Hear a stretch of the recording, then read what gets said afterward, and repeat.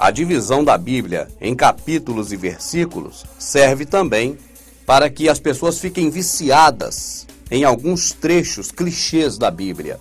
A Bíblia fica toda cheia de clichês, ou seja, nunca as pessoas passam daqueles limites, sempre estão naqueles limites dos capítulos e versículos dados. E aí as pessoas se condicionam a entender só o que o sistema está dando. Tem inúmeros exemplos. Um deles é quem semeia pouco, colhe pouco. Aquele que semeia pouco, colhe pouco. Essa passagem, esse trechozinho é muito conhecido. Mas os versículos seguintes eles não leem. E por que não leem? Não leem porque, na verdade, ali vai dizer o que é semear. Mas as pessoas não podem saber. Porque antes de falar nessa passagem bíblica, o pregador já falou que tem que dar dinheiro para ele.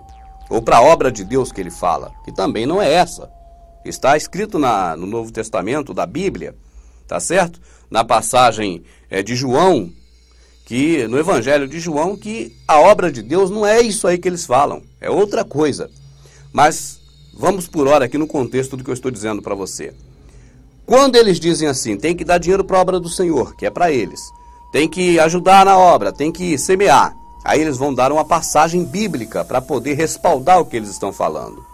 E essa passagem bíblica está dentro de alguns versículos que as pessoas agora se viciam neles e não passam adiante.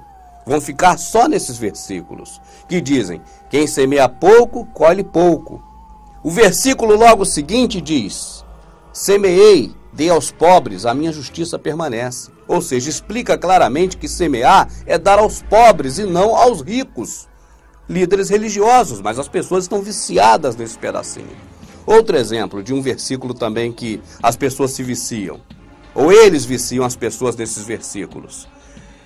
Tipo, examinai as escrituras, ou seja, você deve ler as escrituras. Jesus está dizendo para você ler as escrituras, é bíblico. Então eles viciam as pessoas a entender isso, que Jesus está mandando você ler as escrituras.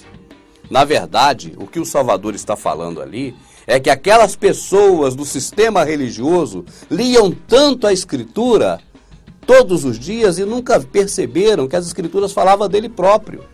É outro contexto, leia tudo para você ver. Porque se você ficar preso a esse versículo que eles te dão, você vai entender dessa forma. Mas se você ler toda a passagem, você vai ver do que eles estão falando. Eles usam a questão de divisão de capítulos e versículos para te viciar em alguns capítulos e versículos e ensinar do jeito que eles querem. Eles falam que Paulo instituiu o ministério quando disse, ele mesmo deu uns para apóstolos, outros para profetas, outros para mestres e tá. Aí eles dizem assim, olha, faz um sermão bonito porque aprenderam assim no curso de teologia, dizendo que a igreja é algo... Aliás, a denominação é algo de Deus, porque Paulo instituiu a denominação, e também o clero religioso, né?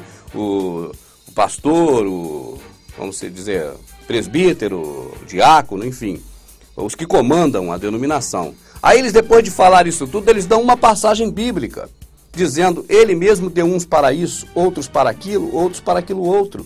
Mas se você ler o texto todo e não só esses versículos viciados, você vai ver que Paulo está falando para aquelas pessoas que não respeitavam a função de outros, dando exemplos do passado, e não do presente nem do futuro. Dizendo, olha, no passado, ele, o Salvador, deu uns para pastores, outros para mestres, e ninguém atrapalhou o serviço do outro. Por que vocês estão atrapalhando aí os afazeres do outro? Paulo está corrigindo e não instituindo. Mas se você ler só o versículo que eles fizeram em capítulos e versículos da Bíblia justamente para isso, agora você vai entender da forma deles. Porque eles estudaram curso de teologia para aprender a te enganar. Essa é a verdade. O curso de teologia é para capacitar enganadores, para enganar as pessoas humildes. E assim eles vão enganando. Existe outra que eles dizem, não deixai as vossas congregações como é costume de muitos. É um versículo viciado, é um clichê.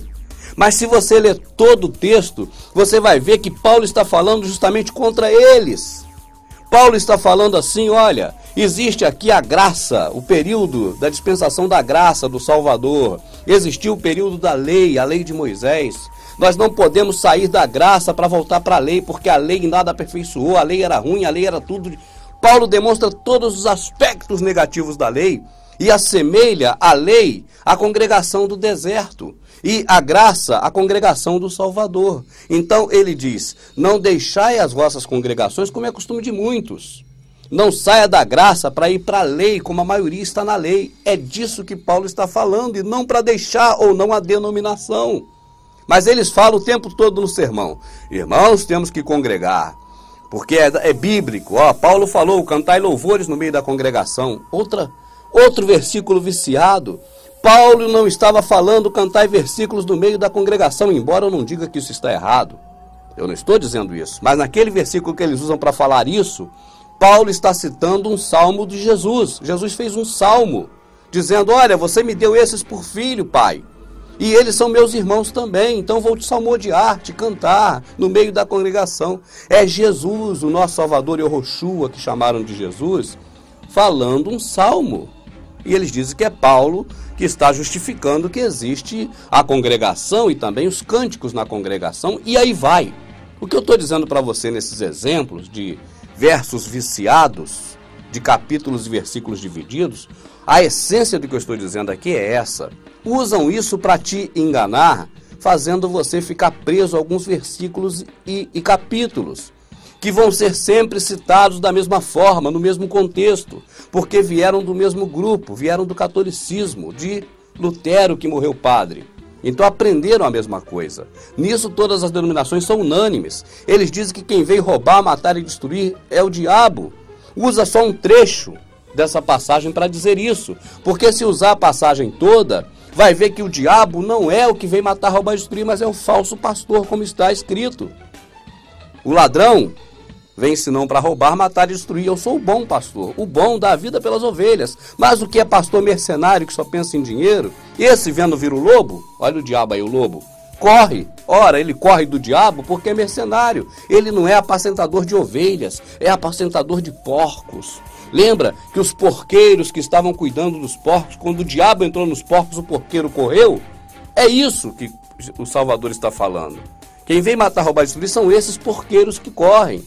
São os falsos pastores, mercenários. Mas eles não leem tudo, só leem um pedacinho, só te dão um pedacinho. Então, capítulos e versículos servem também para viciar você neles, para que você não ultrapasse dali em diante e não descubra sempre a verdade de que a maioria das vezes que o Salvador está falando contra, são contra esses mesmos que te ensinam, contra o sistema religioso. Quem perseguiu o Salvador o tempo todo, leia com atenção, foi o sistema religioso. Se você pegar Mateus, Marcos, Lucas e João e ler linearmente, sem parar em capítulo e versículo, sem se prender em epígrafe, nem concordância, você vai ver que é desses que o Salvador fala o tempo todo. Por isso a Bíblia foi liberada depois de um tempo, porque linkaram a Bíblia todinha e criaram métodos de fazer você ver a Bíblia. Aí você agora pode ter acesso à escritura que está na Bíblia toda contaminada pelas águas de Jerônimo, que canalizou a Bíblia pela Vulgata. Você viu nesse DVD. Proibiu toda outra tradução, para a tradução usada no mundo passar a ser a Vulgata, que é usada mesmo, é essa, que você tem a Vulgata, das águas contaminadas de Jerônimo, que canalizou pelo quintal do catolicismo as águas da Escritura. Resumindo, quando você vê capítulos, versículos e epígrafes na Bíblia, saiba que não constava na Escritura. Se fosse para constar na Escritura, o Criador, cujas obras são perfeitas, os teriam colocado lá.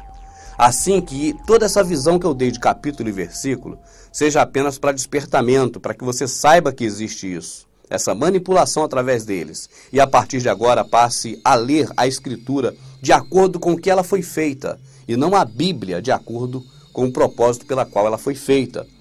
Na Escritura nós temos uma referência da Bíblia.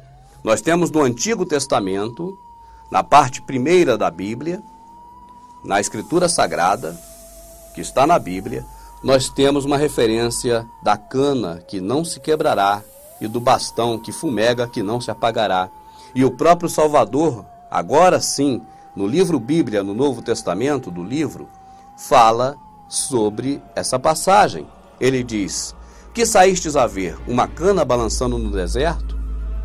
Que saístes a ver homens trajando roupas luxuosas? Os que trajam roupas luxuosas estão nos palácios reais. A cana balançando no deserto são esses pequeninos que não têm PhD nisso, não têm doutorado naquilo, não têm carrões, não têm blusões ou gravatões, mas fala com humildade das coisas do Salvador, não por dinheiro nem por interesse financeiro, mas por amor à verdade. Essa é a cana que não se quebra. E fala assim também o próprio Salvador: não se apagará o bastão que fumega. Cadê o bastão que fumega? Agora eu já levei para lá.